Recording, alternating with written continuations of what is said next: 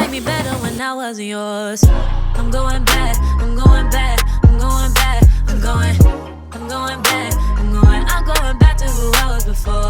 Hey guys, and welcome back to my channel. I know you looked at that title and you said, wait a minute, I can explain though. I can explain. If you guys want to know more, let's go. Okay, so if you are new to my channel, I have not purchased anything Natasha Denona maybe since 2018, 2019. That was only one thing. I've only purchased one thing from the brand. After she had that whole back and forth with an influencer, I've been pretty good on buying anything from the brand because I just don't like that. I don't like when the actual owner of a company has some type of back and forth with an influencer or customer, whoever it is, giving their opinion on a product and the owner thinks that it's not so favorable for them. I just don't like that. So that was one thing that kind of turned me off. And then if you guys remember around that time when brands were being called out for like catfishing swatches and whatnot, that is the one thing that I bought. I bought a bronzer from her company and it was absolutely nothing in real life how it looked on the website. So I haven't purchased anything since then. Now I've gotten comments like, can you try the Natasha this, the Natasha that? And I've always been like, no.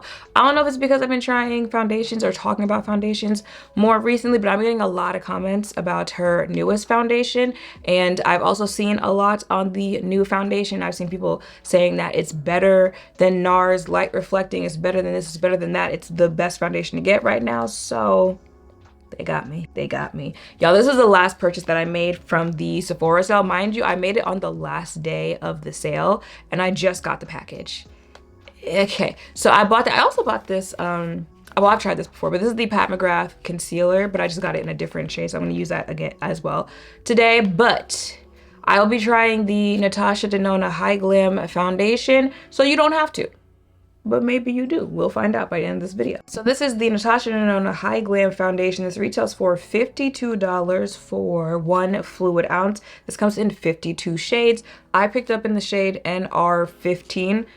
This is very much so a guess of shades. I think this is supposed to have a neutral undertone. Hold on, wait a minute. Where is it? Yeah, the R threw me off, but it is supposed to be a deep neutral. Hy-Glam foundation is a medium buildable, blurring and self-setting radiant serum foundation that hydrates and balances oil for up to 18 hours of creaseless wear. Developed with Korean tech and Japanese amino acid pigments, this anti-aging hybrid boosts collagen production and antioxidant defenses. Anti-aging, boosts collagen hydration, blurring, brightens, hyperpigmentation, suitable for sensitive skin, hypoallergenic, non-comedogenic, long-lasting up to 18 hours. Okay, I mean, we had this conversation that is giving blurring is the new it girl in makeup. Y'all know once I be hearing like Korean anything, I'll be up in there. Wait a minute. So we'll see. This is what the actual bottle looks like. You remind me of something. I can't remember what it is, but this bottle reminds me of something. So I'm not gonna do underpainting just because, again, trying to give this like a, you're the star of the show today, see how we like it. Okay, so 1 pump. And you know, we've gone through this. When you got a neutral undertone, you gotta trust the process for when it fully dries, because when it first comes out, but also there was a little catfishing issue, so we finna see what the shade looks like by the end. It's supposed to be deep neutral. The sun gonna piss me off because it doesn't know if it wants to come in or come out because it's supposed, I'm assuming it's going to rain. But this is it on the face, no other makeup. I'm gonna go ahead and finish my face and then I'm gonna leave for the day, come back later tonight, see how this holds up on the face. But I have thoughts. All right, y'all, so that is it for my face today. It is 2 in the afternoon, so I'm going to go with my day. I don't know about checking in the afternoon because it is the afternoon, but I will be back at the end of the night so you can see how my face held up. I have thoughts on this foundation and this concealer. We'll see how this goes. Bye-bye. All right, y'all, it is 9:17. This is my face is looking like. Okay, thoughts. Actually, thoughts on the center of my face first before I give my thoughts on the foundation. I didn't like the center of my face today, and that's because I didn't like the color of that Pat McGrath concealer. I actually wanted M21, which has a more neutral undertone, but it's sold out, and I think it's sold out like everywhere. So I settled, and that's why you don't settle. If you know you want something, go for the thing that you want. But I don't know if it was FOMO and it was the last day of the sale, but I got the shade before that, which is like M20. And I knew it was going to have a more yellowish tone to it, but I don't, it works, right? I think it's more of a personal preference. It works, but that's kind of why I just tend to not get a more yellow or cooler, that type shade concealer, because I just don't like how that looks. If anything, even though I have a neutral undertone, if I can't get a neutral concealer or a neutral center to my face, I think I would actually prefer a warmer center than a cooler center. So, but mind you, the concealer though, the concealer itself feels good on the face, looks good on the face hours later, but I am getting a little oily in that area, my nose area. That's the point.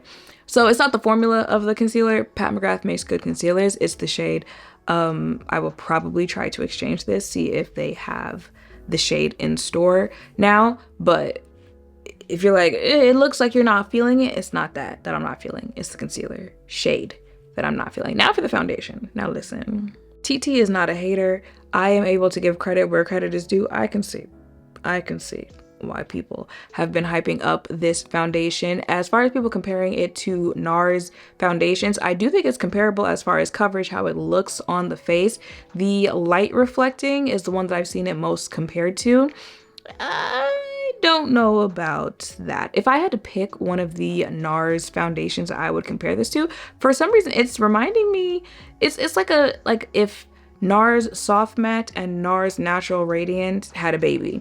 It has the natural radiant look to it on the face where skin is giving skin. However, I would say the coverage on this, and granted it was only one pump that I used on my entire face, coverage is reminding me more of Soft Matte. I definitely think, you know, this is for the girlies that you need that coverage, but want it to still look like skin on your face. Like you don't want to look cakey. You don't want to look like you've overdone it, but you need that coverage. Or you're just a full face kind of girly. I think you'll really like it. Now it is buildable. You can, you know, build it down, shear it out if you want to, and it'll still look nice. It'll still look like a natural finish on your face. But this is one of those foundations that you break out when you need to pop out. And listen, my leave out looks so crazy with my braids out because my hair was straight and my hair was under braids. So this is my leave out. If you're like, girl, what is going on? This is my leave out mixed in with my braid out. What was I saying? Oh yeah, but this is the foundation where you're gonna pop out and show them. So you gotta remind people, okay?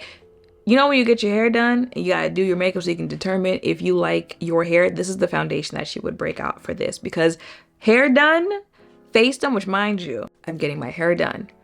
This will be the foundation I break out to see if I like it, especially because it's a color. And as far as wear goes, I have oily skin. Granted, it is winter, so my oily skin is not something I really have to worry about too much right now. But I want to say again, like it's pretty much just like my nose that's oily. Maybe a little bit over here. I did notice a little transfer. Nothing big, but there was a little transfer because as you can see, lip gone. And I ate, so you know my lip does the thing where it goes down like that, so it ends up getting product here. So when I was trying to get the product off of here, I took some of the product off. Ooh, my bad. So when I was trying to get the product off of here, I accidentally got some of the product off my chin by wiping some of it away. But again, it was nothing big. Like I said, I give credit where credit is due. I can see why people are hyping it up. It is a very nice foundation. And for a brand that I have not purchased anything from in over 5-6 years, it was a good first impression for me. I'm like, okay, all right. It's not taking place of how I feel about NARS foundations in my heart. I do see the similarities. I do see where y'all are making the comparisons, but it is a very good foundation. I would recommend it if you were thinking of trying. All right, y'all, so that is it for this video. I hope seeing me test this out has helped. If any of you are thinking of checking this foundation out for yourself, if there is another foundation, another product, another whatever that you would like to see me do a video on, I am still going to do the video on the Danessa eyeshadow palette. I just haven't gotten around. And I keep forgetting that because y'all know I don't do eyeshadow often like that, so I've been forgetting to record that. But that video is coming up soon. But if there is anything else that you guys would like a video on, let me know in the comments down below. Make sure to thumbs up, subscribe, turn notification bells.